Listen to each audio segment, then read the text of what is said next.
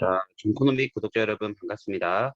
오늘 그 회계 부분 현금 흐름표까지 좀 얘기를 해보고요. 그다음 뒤쪽에 원가 회계 부분은요. 일단 우리 먼저 연습 문제를 풀고 볼게요. 원가 회계는 그냥 계산만 잘하면 되는 거라 딱히 뭐 개념을 같이 꼭 볼 필요는 없거든요. 여러분들 읽어보셔도 충분히 이해할 법해가지고 일단 현금 흐름표까지는 제가 좀 설명해 드리겠습니다. 자, 여기 보시면 자본 변동표라고 되어 있어요. 자본 변동표. 이거는 자본의 변동, 말 그대로 자본의 변동 내역을 보여주는 보고서예요. 그죠? 뭐 이런 것만 좀 알아두세요. 회사가 최초 설립되어 주식을 발행하면 주식의 발행 금액에 대한 현금을 납입한다. 바로 마찬가지예요. 변화하게 된다. 결국 그 주식을 발행하면 주주들이 현금을 납입하겠죠? 그러면 회사의 자본금이 증가하는 거예요. 주주들의 돈은 회사의 어떤 그거기 때문에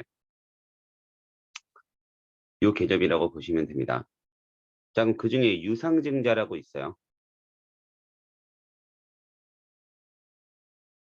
그 유상증자라는 게 뭐냐면, 이게 지금 상장된 기업이 있죠. 추가적으로 좀 더 돈을 확보하기 위해서 주식의 발행수를 늘리는 거예요. 즉, 주주들에게 돈을 받고 주식의 발행수를 더 늘리는 겁니다. 즉, 주식을 추가 발행해서 주주들에게 돈을 받는 거죠. 그러면 회사의 자본금은 올라가게 돼요. 자, 근데 이게 어떤 게 있냐면, 예를, 예를 들어, 원래 만주만 발행하던 회사예요. 내가 그 만주 중에 20주를 갖고 있었어요. 그런데 갑자기 이 회사가 만주를 더 발행한대요, 주식을. 그러면 제 입장에서는 어떻죠? 원래는 만주 중에 20주를 내가 갖고 있던 건데 만주를 더 발행하면 2만주 중에 20주를 내가 갖게 되는 거죠. 즉 제가 가진 주주의 가치가 좀 떨어지게 됩니다. 주식의 가치가. 이 주식이란 어떤 지분이란 회사의 소유권을 뜻하는 건데 나의 그 소유권의 가치가 좀 떨어질 수밖에 없어요. 만주 중에 20주보다는 2만주 중에 20주가 더 작은 거니까.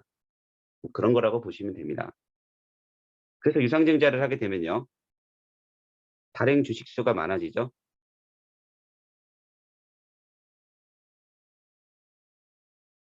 자, 그러면 이때 어떤 일이 발생할 수 있냐면 이익이 일정하다라고 가정했을 때 그건 문제가 될 수 있습니다. 이익이 일정하다고 가정했을 때 바로 주주 가치가 아니 주당 순이익이 주당 순이익 이거를 EPS라고 해요. 이게 떨어질 수 있어요. 이 EPS란 뭐냐? 당기 순이익을요. 주식수로 나눈 거예요. 한 주당의 이익이라고 보시면 발행 주식수로 나눈 겁니다. 이게 주당 순이익이에요. 근데 만약에 발행한 주식수가 많아지면 분모가 커지게 되죠. 발행한 주식수가 많아지면 분모가 커지게 되니까 EPS는 일반적으로는 줄어들게 돼요. 물론 이익이 는다면 다르겠지만 뭐 이렇게 생각해 주시면 됩니다. 그죠? 이렇게 됐고 또 두 가지 영업 활동을 하면 수익과 비용 그러면 이익 경험을 증가시키고 배당금을 지급하면 이거 감소하고 오케이 이렇게 됐어요. 잘 받으시면 되고 현금흐름 비용 혹시 나중에 또 주식 투자를 하실 분들이라면 반드시 현금흐름표는 볼 줄 아셔야 돼요. 실제적으로 현금이 왔다 갔다 어떻게 하고 있냐라는 거예요. 그죠?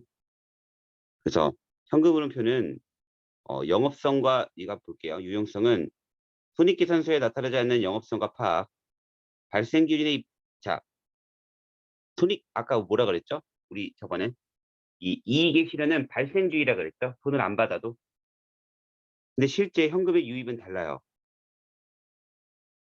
이게 핵심이에요. 이거는 손익계산서로는 현금의 유입을 볼 수가 없다라는 거죠. 바로 현금만을 보여주는 게 실제 이 기업이 현금을 얼마나 들고 있냐는 굉장히 중요합니다. 왜냐하면 이 어떤 아무리 물건을 많이 팔아서도 돈 못 받으면 끝이잖아요. 이건 진짜 돈을 받고 말고의 문제이기 때문에. 그래서 이런 거 파악이 되고 이익의 질도 평가할 수 있고 뭐 채무 상환은요. 전 사실 이게 제일 중요하다고 봐요. 여러분, 흑자도산이라는 말이 있거든요. 이게 뭐냐면 당장 이자를 못 내 가지고 부도가 나는 거예요. 분명히 흑자인데 현금이 없는 거예요. 분명히 이익도 많이 내고 흑자라고 표시되어 있는데 이자를 못 내 가지고 부도가 나는 거, 이게 흑자도산이에요. 그러니까 이런 일도 발생할 수 있거든요, 기업에는. 그래서 실제 부채를 상환할 수 있는 능력을 볼 수 있는 게 현금흐름표라고 보시면 됩니다. 뭐 이런 거 그냥 가볍게 보시면 되고 요게 이제 필요해요, 요게. 자, 이 세 가지 항목이 제일 중요하고 영업 활동으로 인한 현금 흐름이 뭐냐면 이 실제로 제안을 판매해 가지고 한 현금 표시예요. 여러분 일반적으로 이거는 플러스인 게 좋을 수 있는 거죠. 왜냐면 영업 활동을 해 가지고 즉 물건을 팔아 가지고 이게 왔다 갔다 하는 돈이기 때문에 이게 플러스라는 게 뭐예요? 많이 팔아 가지고 돈을 많이 받았다는 뜻이겠죠? 그죠? 현금이 들어오면 플러스고 알아야 돼요. 현금이 나가면 마이너스예요. 이게 무슨 이익이 나는 게 아니라 현금이 들어오면 플러스고요. 현금이 나가면 마이너스예요. 요거 알아두세요. 근데 영업활동 현금 흐름은 물건 팔아 가지고 번 돈에 관한 얘기이기 때문에 플러스가 돼야 물건을 많이 팔았다라고 볼 수 있는 겁니다. 됐죠? 물건을 많이 팔아야 회사에 돈이 현금이 많이 들어올 테니까. 요게 이제 영업활동 이런 현금 흐름. 두 번째, 투자 활동은요. 기업이 갖고 있는 자산에 관한 얘기예요. 됐죠? 기업이 갖고 있는 자산에 관한 얘기가 되는 거고 가장 대표적으로 기업이 갖고 있던 뭐 부동산이나 자산 등에 관한 거 아니면 뭐 공장에 투자한다든지 이런 걸 뜻해요. 자, 여기서 중요한 게 있어요. 얘는 이것도 100% 라고 말은 못 합니다. 근데 일반적으로 마이너스이면 회사가 적극적으로 투자를 하고 있다라고 볼 수 있는 거예요.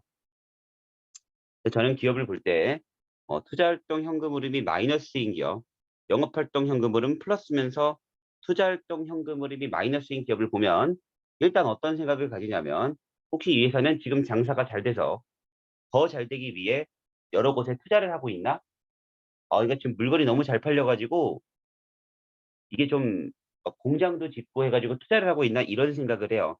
왜냐하면 똑같아요. 현금이 들어오면 플러스고 현금이 나가면 마이너스잖아요. 그럼 회사가 갖고 있던 부동산, 공장 같은 거를 매각하면 이게 플러스가 되는 거예요. 회사가 어떤 갖고 있던 부동산이나 공장이 있는데 그 공장을 판 거죠. 그럼 회사에 돈이 들어오겠죠. 이게 투자활동 현금 흐름이 플러스가 돼 있다라는 건 이 뭔가 지금 회사가 사업을 정리하고 있다라고 볼 수 있는 거예요. 그것도 100%는 아닙니다. 근데 막 부동산이나 공장을 매입해요. 그러면 그 부동산이나 공장을 사려고 돈을 지불할 거 아니에요? 그럼 마이너스가 되겠죠? 그래서 보통 투자활동 현금 흐름은 마이너스인 기업들을 보면서 '어 이 회사는 혹시 투자에 적극적인가? 회사의 성장을 위해 노력하나?' 요렇게 볼 수 있다는 뜻이에요. 재무 활동으로 현금 흐름은 이거는 말 그대로 그 돈 빌려오는 걸 뜻해요. 이거는 회사의 빚을 만들면 즉 대출을 받으면 차입금을 만들면 어떻게 은행에서 돈이 들어오는 거죠? 은행한테 빌리니까 플러스, 갚으면 보통 마이너스예요. 됐죠? 이것도 마찬가지예요. 이거는 좀 복잡한 판단이 필요하겠죠. 예를 들어 이런 거죠. 금리가 인하하는 시기, 금리가 굉장히 낮은 시기에 적극적으로 차입금을 만들어서 여러 곳에 투자하는 건 좋을 수 있고, 또 금리가 지금처럼 엄청 올라가는 시기에는 빚을 갚는 게 좀 더 현명할 수도 있고 뭐 이런 거죠. 어쨌든 회사가 대출을 해서 회사에 돈이 들어오면 플러스, 회사가 원래 있던 빚을 갚으면 마이너스예요. 이렇게 봐주시면 되겠고, 이게 현금흐름 표입니다. 볼게요. 여기 있잖아요. 요게 이제 아까 제가 설명한 것들이에요. 이제 저한테 이 말 들었으니까 무슨 말인지 알 겁니다. 영업활동을 한 현금흐름, 투자활동의 현금흐름, 재무활동을 한 현금흐름, 언제 플러스고, 다시 한번 유입이 플러스고 유출이 마이너스죠. 언제 플러스고 언제 마이너스인지는 구별할 필요가 있을 겁니다. 언제 플러스고 언제 마이너스인지는 구별할 필요가 있을 거예요. 그렇죠? 자, 근데 그중에 얘는 이자랑 배당금에 대한 거는 별도로 공시를 하게 돼 있어요. 됐죠? 이것도 그냥 쭉 읽어보시면 되겠고. 자, 이게 아까 제가 말한 이건 거예요. 영업활동 현금흐름이 플러스고, 투자활동 현금흐름이 플러스고, 재무활동 현금흐름이 플러스다. 이거는 돈이 많은 거예요. 그리고 사업도 잘 되고 있는 거고.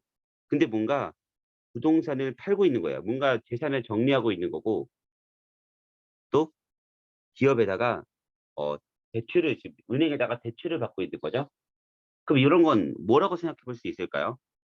지금 갖고 있던 뭔가를 팔아서 돈을 빌려서 뭔가 새로운 곳에다가 투자를 하려고 하나? 새로운 사업을 시작하려고 하나? 기존 사업을 좀 정리하고 있나?